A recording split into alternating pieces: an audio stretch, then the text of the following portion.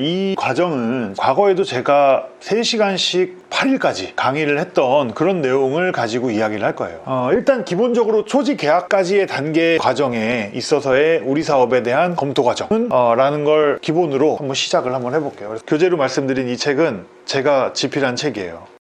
지적도를 출력하면 나올 수 있는 그 토지 이용 계획원에 500분의 1 출력 또는 300분의 1 출력해서 선 그어서 나중에 1층 면적, 2층 면적, 3층 면적, 4층 면적, 5층 면적 구할 수 있게 해드릴 거예요. 근데 저도 건축사한테 최종적으로는 맡깁니다. 다만 2단계는 뭐냐면 내가 아무거나 건축사한테 다 해달라고 할 수는 없어요. 그것도 시간과 돈이 드는 문제니까. 그래서 최대한 내가 왁구가 나오는지는 볼 줄 알아야 할 거 아닙니까? 내 에너지를 써서. 이 땅에 내가 다세대를 지으면 12세대가 나올 것 같아. 아니야, 이거 10세대밖에 안 나와. 이런 파악을 할 수 있어야 된다고. 그러면 거기에 면적이 대충 얼마가 나올 것 같아. 거기에 시세가 얼마야. 건축비는 얼마가 들 것 같아. 그럼 수지 분석이 되는 거예요. 토지 이용 계획 우리가 이렇게 보잖아요. 그럼 자, 서울시. 네, 이 땅에 제가 건축했거든요. 3종 일반 주거지역이고 대지 면적이 한 55평쯤 됐을 거예요. 자, 여기 축척이 나와요. 네.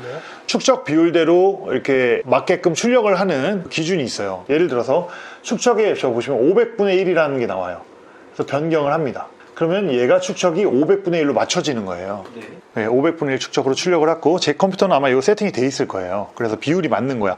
이 스케일에 500분의 1 자 있는 거 있잖아요. 대보면 몇 미터 나옵니까? 한 12.7 정도 나와요. 대충 12m를 500분의 1로 축소한 거기 때문에 1, 2mm 차이까지 잡지 못해. 근데 그냥 대충 봐도 한 12.7이야. 대충 보니까. 세로를 한번 봅니다. 세로를 한번 보면 이건 얼마라고 봐야 돼요? 14.5? 그 정도? 대충 14.5.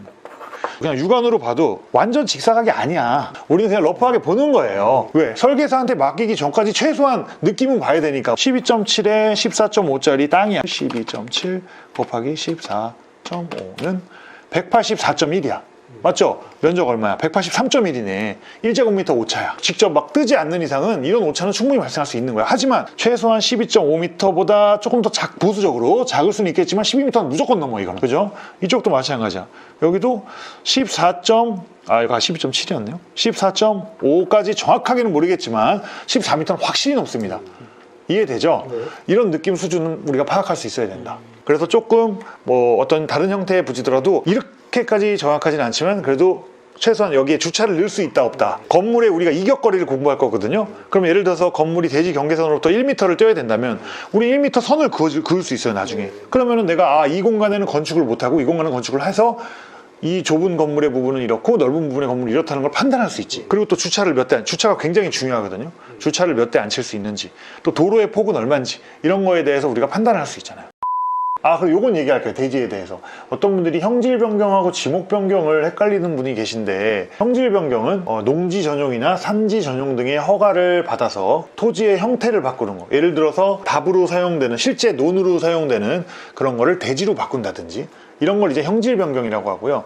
지목 변경은 현황상 대지야. 근데 지목이 뭐 답으로 돼 있어. 그의 지목만 변경하는 걸 지목 변경이라고 하고. 건축물에 대해서는 꼭 이야기를 하고 싶은 게, 확장을 하게 될 때나 우리가 공사 준공 후에 테라스 확장 같은 거 많이 하잖아요. 테라스에 그냥 기둥만 세우고 비만 안 맞게 하는 거는 확장 아니지 않아요? 그때 건축물이냐 아니냐를 판단하는 기준이 돼요. 토지 위에 있는 것 중에서 지붕과 기둥 또는 벽, 하늘을 가리고 있고 지지가 있는 게 있으면 건축물입니다. 비 안 맞게 확장하는 거는 이동을 한다든지 아니면 어닝처럼 접고 한다든지 그런 경우가 아니라면 위법으로 볼 가능성이 굉장히 큰 거고요. 가끔 뭐 유리를 투명으로 하면 안 됩니까? 안 돼요. 이 정의는 알아야 돼요. 벽 또는 기둥, 지붕과 벽 또는 지붕과 기둥, 그런 게 있으면 건축물이다. 근데 이동이 가능한 거에 대해서는 문제 삼지 않아요. 예를 들어서 정자인데 지붕과 벽이 있지 않습니까? 뭐 이런 거는 제가 그냥 문제 없이 허가 받은 경우도 있고. 용적률 설명 안 해도 되는데 이 부분에 대해서는 좀 설명을 할 게 있어요. 2종 일반 주거지역 기준으로 용적률 200%. 용적률 200%에 들어가지 않는 사항들이 중요해요. 우리. 이게 왜 그러냐면, 용적률 뭡니까? 지상의 대지 면적 대비 내가 지을 수 있는 면적의 비율이잖아요. 그 비율이 크면 클수록 건축을 많이 할 수 있잖아요. 그래서 사업성을 높이는 효과가 있으니까 우리는 용적률 계산할 땐 용적 제한에 포함되지 않지만 건축을 할 수 있는 부분에 대해서 알아야 돼요. 지하, 맞아요. 또 1조 사선으로 지붕이 없는 발코니. 그거는 이제 테라스, 베란다라고 해요. 네. 서비스 공간이죠. 네, 용적률이 안 들어갑니다. 베란다 분명히 공간이에요. 내 공간. 필로티 부분?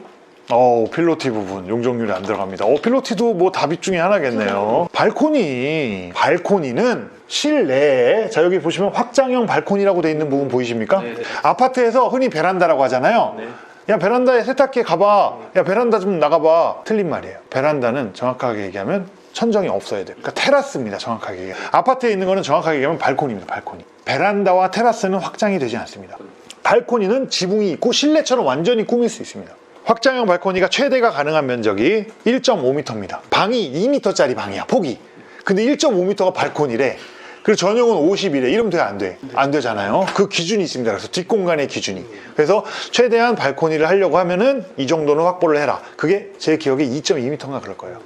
예를 들어서 이 공간이 아까 꺾인 부분. 자, 아까 도면에 이 꺾인 부분 보이시죠? 여기 이렇게 꺾였는데 여기 확장형 발코니라고 돼 있잖아요. 여기야, 여기. 요 라인이 지금 확장형 발코니가 된 거야. 근데 그냥 우리는 실내로 쓰는 거지. 테라스는 테라스예요. 네, 이해되시죠? 이런 부분이 이제 테라스. 네, 베란다. 용적률에 포함되지 않는 것들 다 제외됩니다. 계단실. 근데 그건 기준이 있습니다. 뭐냐면 전체 옥상 면적의 8분의 1 이하여야 해요. 8분의 1이 초과되면 면적에 산입할 수 있습니다. 또 장애인 엘리베이터 중요해요. 그리고 이거는 별표를 2개 쳐야 되는 게 용적률에서도 빠지지만 건폐율에서도 빠져. 건폐율 뭡니까? 내가 100평짜리 땅을 건축하면 건폐율이 서울이 이종 일반 지역이 아까 60%라고 했잖아요. 네. 그럼 60% 계산하면 60평을 지어야 되는 건데 장애인 엘리베이터가 2평이야. 예를 들자면 그러면 62평을 받을 수 있어요. 같은 층수 같은 규모라면 이 인승이 올라가면서 따라서 비용이 한 200만 원씩 올라갑니다. 장애인 엘리베이터 우리 규모에서는 의무는 없어요. 선택이지. 왜냐하면 장애인 엘리베이터가 마냥 좋은 게 아니야. 장애인 엘리베이터를 설치했을 때 따라오는 조건들이 있어요. 휠체어가 편하게 들어올 수 있어야 돼요. 경사로 진입 기준, 엘리베이터 앞에 턴을 할 수 있는 이 폭의 기준, 이런 것들에 제약이 많이 들어와요. 땅이 너무 작거나 공용 공간에 로스를 너무 많이 줘야 되는 경우에는 절대 좋지 않아요. 대지 면적이 최소한 50평 이상 되고 뭐 한 60평 돼야 그런 프로젝트에 적용이 가능하지. 그것도 꼭 면적이 절대값은 아니고 상황에 따라 다를 수 있다. 근데 그럼에도 빠지는 부분이 있어서 유리하다 그러면 무조건 넣어야 돼요. 자, 이게 엘리베이터인데 이 엘리베이터 앞에 공간을 확보해야 되는 폭이 있습니다. 1400에 1400. 그게 휠체어가 충분히 돌 수 있는 공간이라고 보는 거예요. 그래서 이 공간을 확보해야 되고 이 정도 60평 정도 되는 땅 설치가 되게 필요했었다. 여기서 또 빠지는 게 뭐가 있냐? 다락이 빠집니다. 이 5층 세대 상부에 여기 내부 계단 이쪽으로 이렇게 올라가서 굉장히 넓은 다락이 있습니다. 저게 용적률에서 다 빠집니다. 다 빠지는 거. 대신 다락의 높이 규정은 있습니다. 몇 미터죠? 평균 높이 1.5m, 뭐 최고 높이 뭐 몇 미터, 그 기준이 있어요. 또 하나 있어요. 피트실과 기계실. 피트실은 파이프 샤프트라고 해서 파이프관이 지나가는 길이에요. 여기 AV 또는 PS라고 되어 있는 이 공간 면적에서 빠집니다.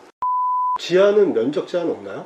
네, 상관없어요. 지하는 얼마든지. 그리고 지하는 이론적으로 내 땅의 수직으로 100%까지 다 활용이 가능합니다. 건폐율 무시하고. 어디서부터 지하라고 판단합니까? 우리가 이제 땅을 보면 그라운드 레벨이라고 해서 GL이라고 이제 도면에 보면 플러스 마이너스 제로인 포인트를 잡습니다. 항상.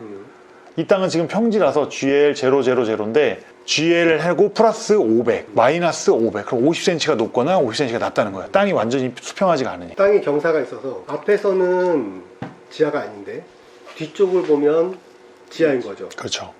이거 지하로 봅니까?